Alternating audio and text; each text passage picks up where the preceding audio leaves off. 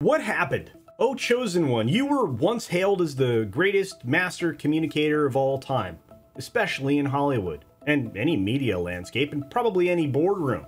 Now, since your recent return, you walk about with both of your feet firmly planted in your mouth. It's embarrassing. Major faux pas such as a contract renewal mixed with an attack on the very folks who make your content for you during the course of a strike that's just achieving, several things like, fair pay and, hopefully some small defense against an AI that's marching in and encroaching on every aspect of the business. Yeah, that doesn't play well, Bob. Not in Hollywood proper, anyway. But I have to ask, how did you get both the media and Main Street mad at you at the same time? How are you driving your company ever faster in oblivion?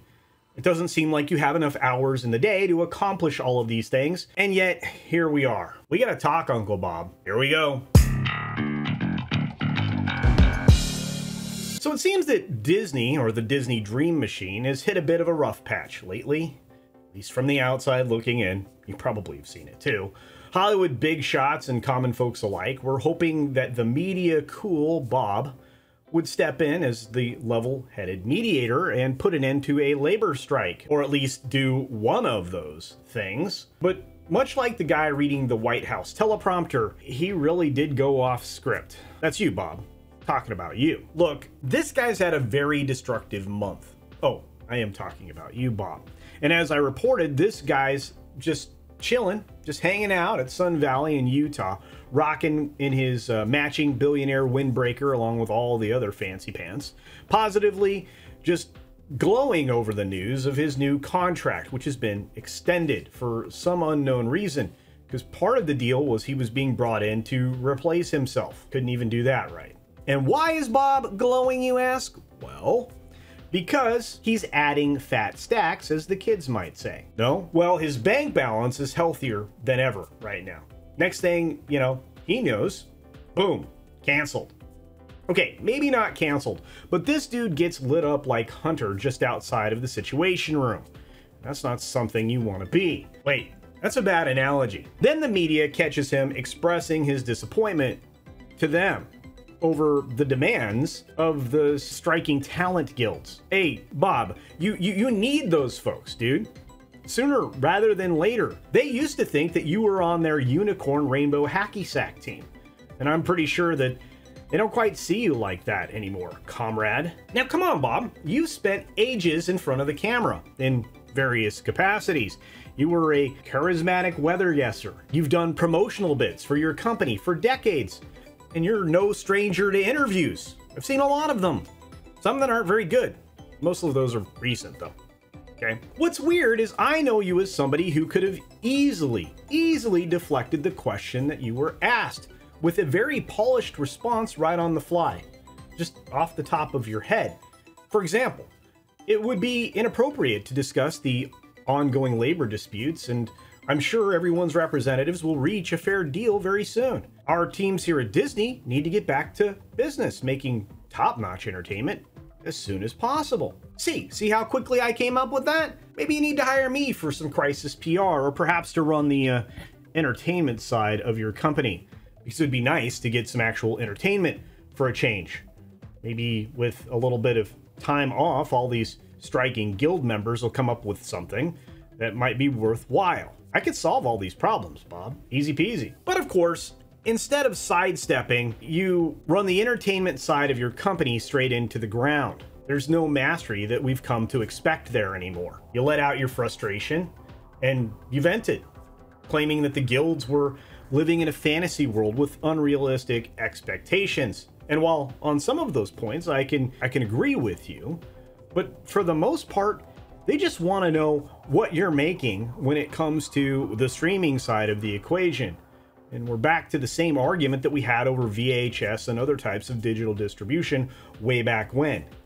If you just let them in the door and know what the numbers are, they'll understand whether or not they're being paid fairly. But of course, you can't, or you won't, or both, do those things.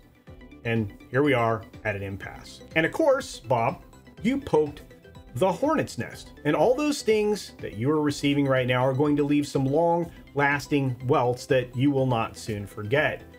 Nor will those individual hornets, believe me. I mean, you're already covered in some very recent war wounds that they still seem to be bleeding, and it doesn't seem to be stopping. What I found actually quite amusing is that the Nanny Franny is the current au pair of the Film Actors Guild, and she was not gonna let that commentary of yours slide. Not by a long shot. She went full tilt with the class warfare and hit back with some very fiery words, calling you, well, everything but a good milk cow. Ouch, Bob. You're gonna need to keep that head on a swivel, looking out for any of those bulls that are also angry in the barnyard. What was even more amusing, but the pick on Bob party just doesn't stop there. No, no, no.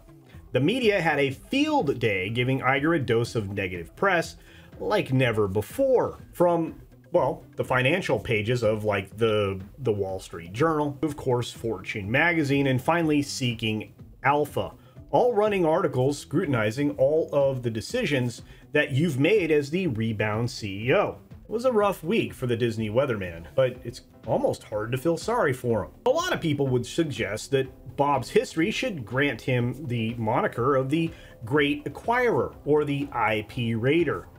And expressly, he did make some grand acquisitions that put Disney on top of the entertainment period for a long period of time. We've seen some real magic there. We saw it for a while. And then those newly acquired playthings lost their own brand culture from within. To wit, lately things haven't been all sunshine and rainbows. Yet investors have been misled to believe that everything was okay and was improving. Now, those very same investors are finding out that Uncle Bob has gone full fire sale mode, putting some of Disney's biggest assets, its greatest assets, up for sale. The crown jewel, if you consider that to be ABC, is first and foremost something to get rid of. And let's just say that this fire sale has been met with a little bit more than animosity by some of the biggest investors you can think of. Look, I am now at the point. I want to replace him. I want to get rid of his embedded sycophants and replace them with merit-based employees that understand Disney's former glory, that still recognize the core values and beliefs that this corporation had for generations, which is why it existed for generations. I actually still hear the voices crying out, Iger's got some tricks up his sleeve. And who knows, he might have a transformational move. Okay, sure. And I might make a video that gets 20 million views.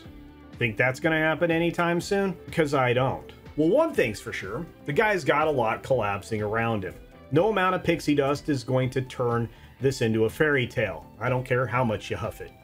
If anything, we need to hold him and his cadre of bad choices accountable for their terrible leadership and decisions over the course of the last decade. And it has been a decade of bad decisions. In good faith, Hollywood is always full of drama, so this is nothing new.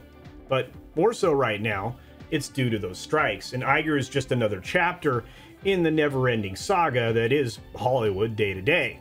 He's a convenient target at the moment because of class-based attacks, and that hands over the folks that are striking a pretty handy narrative. And yet, at the same time, Iger has, in nearly every other sector, collapsed his core businesses in service of something that is antithetical to profit. And I guess that's a lot of some things. So I guess Bomb Factory Bob is now getting his comeuppance.